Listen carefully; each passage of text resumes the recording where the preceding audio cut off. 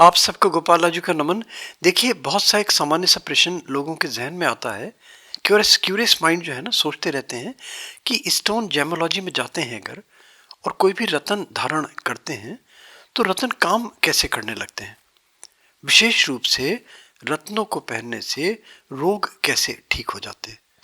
बड़ा जेन्युइन प्रश्न है, सामान्य सा प्रश्न है, जेन्युइन भी है। एक क्यूरियोसिटी होती है लोगों के मन में। देखिए, मैं सरल से शब्दों में बता दूं आपको। रत्नों के कार्य करने की जो शैली है, जो पद्धति है, ये रंग चिकित्सा पे आधारित है। जिस तरीके से अल्टरनेटिव थेरेपीज में जाते हैं आप, वाटर थेरेपी है, इसी तरीके से जेम थेरेपी भी है। जेमोलॉजी में जेम थेरेपी भी मानी जाती है। इसमें होता क्या है, जिस रंग की डेफिशिएंसी होती है या उसका एक्सेसिव गुण धर्म भरा होता है, रंग के कारण शरीर में न्यूनता आती है या अधिकता होती है। तो करते क्या है रतन, अगर प्रॉपर्ली एनालाइज कर लिया जाए व्यक्ति विशेष के अनुसार, तो रतन का जो मेन काम होता है वो सूर्य की रश्मियों से वो पर्टिकुलर रंग जिसकी डेफिशिएंसी हो रही है शोषित करते हैं और शरीर के अंदर समाविष्ट कर देते हैं। और इसका फलस्वरूप क्या होता है, रोगी ठीक होने लगता है। मगर इसमें भी देखा जाए कि जो ठीक होने की जो जो रेट है, वो रत्नों से जो सूक्ष्मतर स्पंदन अपने स्वभाव, अपने गुण, अपने कर्मानुसार, विशेष रूप से ध्यान दीजिए, अपने कर्मानुसार प्रभाव छोड़ते हैं। और उसका परिणाम ये होता है कि रोगी को रोग से मुक्ति मिलने लगती है। मगर यहाँ फिर दुविधा आती है, फिर जिज्ञासा पैदा होती है कि रत्नों से जो मन पर, जो तन पर ये सूक्ष्मतर तरंगे अपना प्रभाव छोड़ती हैं, ये हैं क्या? अब यहाँ देखिए, बहुत बड़ा प्रश्न चिन्ह लग जाता है। ये सब अदृश्य चेतना का विषय है।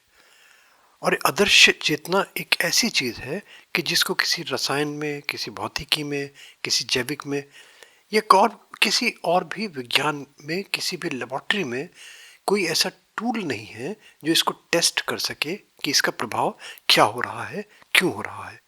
इसको जांचा परखा नहीं जा सकता।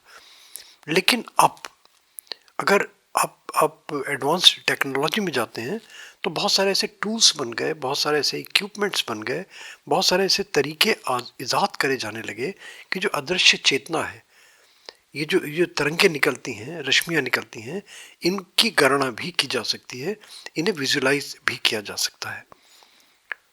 तो फिर अब यहाँ पे भी साइंस मानने लगा है, जो बौद्धिक व्यक्ति है वो भी मानने लग रहा है कि जो अदृश्य चेतना का जो विषय है, इसमें कुछ ना कुछ कार्य करवाने की क्षमता है जरूर, इसमें कुछ ना कुछ सार सत्य है जरूर।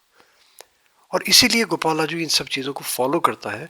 अगर इनमें सार सत्य नहीं होता, केवल केवल केवल केवल ये केवल सुपरस्टिशंस होते, एक अंधविश्वास का विषय होते, तो शायद मैं इनको छोड़ दिया होता। और अगर देखिए, इसको डिटेल्स में जाना है ना, मगर समस्या कहाँ आती है कि रत्न की गणना करना व्यक्ति विशेष के अनुसार इतना सरल नहीं है, बड़ा क्लिष्ट विषय है। इसमें समय चाहिए है, इसमें एनर्जी चाहिए है, और सबसे बड़ा इसमें ज्ञान और पेशेंस चाहिए है एनालाइज करने के लिए। क्योंकि एक पर्टिकुलर स्टोन को एनालाइज करने के लिए बहुत सारे मेथड्स हो सकते हैं। एक किताब भी पीछे आपको दिखाई दे रही है।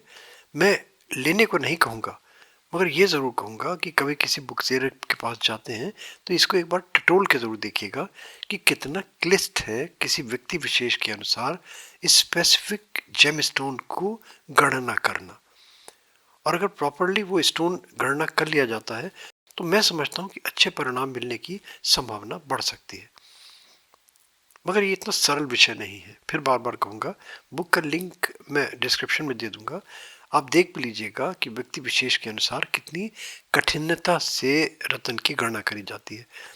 इस विषय में और भी जानना चाहते हैं या स्टोन की एनालिसिस कराना चाहते हैं, तो समय, इसमें टाइम कंज्यूमिंग ये पद्धति है ये वाली। मैं समझता हूँ 1.5-2 घंटे लगेंगे, 3 घंटे लगेंगे, अगर व्यक्ति विशेष के अनुसार कोई स्टोन गणना किया जाता है।